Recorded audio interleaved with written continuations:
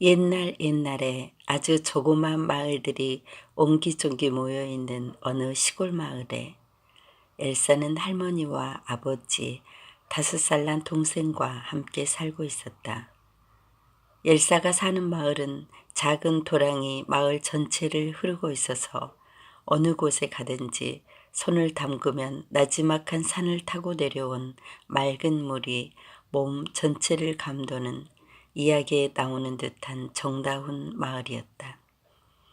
이 마을의 뒤쪽에는 가슴으로 안아도 될 만한 나지막한 산이 있었는데 아이들은 해질녘이 될 때까지 그 산 중턱에서 삐비꽃이며 진달래꽃, 산딸기 등을 따먹으며 엘사야 하고 할머니가 부를 때까지, 자신들의 어머니가 소리 높여 이름을 부를 때까지 정신없이 놀았다. 이 마을의 큰 부잣집에는 산에서 흐르는 도랑을 집안에 들여놓아 마치 집 하나가 한 마을인 양 없는 게 없는 아름다운 동화 같은 집도 있었다. 엘사가 사는 집은 그 부잣집처럼 궁궐같이 크질 않았지만 그래도 그 동네에서는 큰 부잣집에 속하는 편이었다.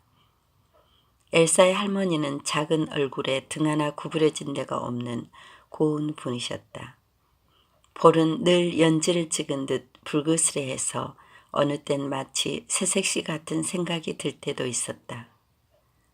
엘사의 아버지는 하얀 얼굴에 시골 동네에서는 보기 힘든 학식이 있는 분이셨다.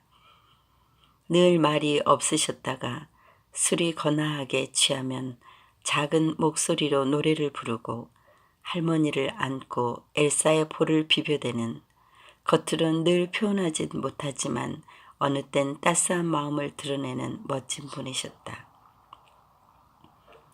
엘사의 할머니는 늘 밭에 나가 일하시다 산 그늘이 집 마당까지 들어올 때 그 정도가 됐어야 터벅터벅 옷을 털며 집으로 들어오셨다.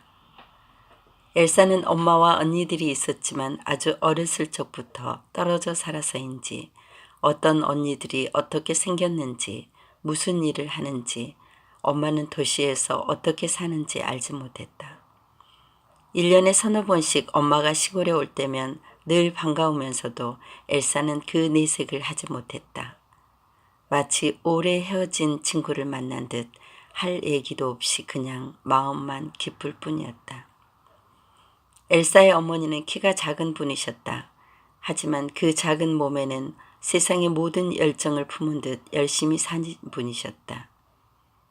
먹고 마시는 것보다 배우는 것이 최고라고 생각하시는 분이셔서 교육에 관한 한 어떤 부분도 양보하지 않는, 배워야 산다는 신념이 몸에 배인 시골에서는 좀처럼 찾아보기 힘든 분이셨다.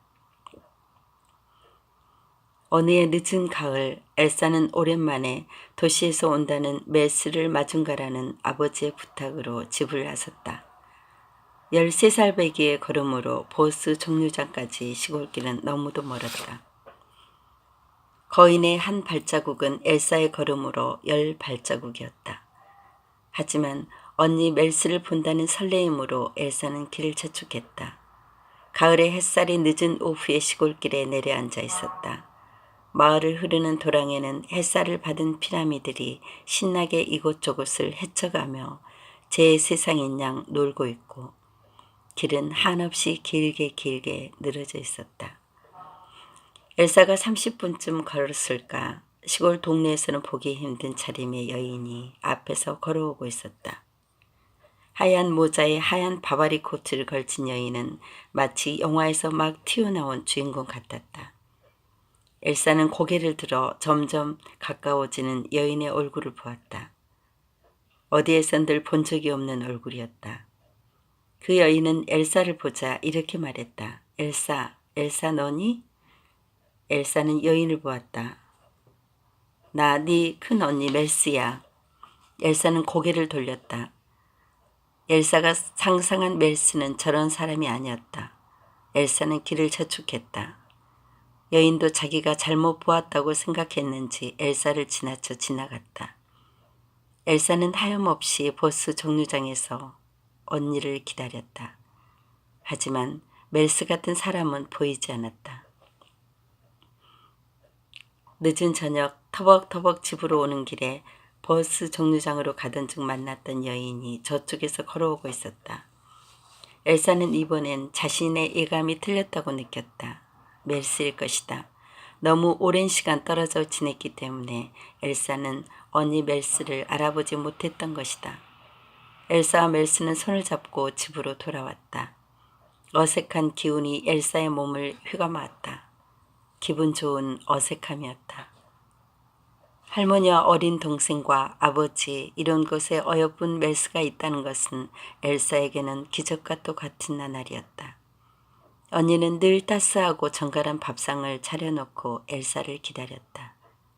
어스름한 저녁까지 동네 어귀에서 놀다 집으로 돌아오면 멜스는 엄마 같은 푸근한 손으로 엘사와 함께 뜨개질도 하고 고구마도 굽고 뒷마당에 나가 여러 가지 풀들의 이름도 가르쳐 주었다.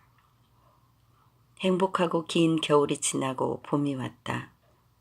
엘사의 유채밭에도 봄은 어김없이 찾아왔다. 노란 병아리처럼 유채밭은 노란 빛으로 장관을 이루었다. 한 해가 지나고 두 해가 지나고 멜스는 시집을 갔다.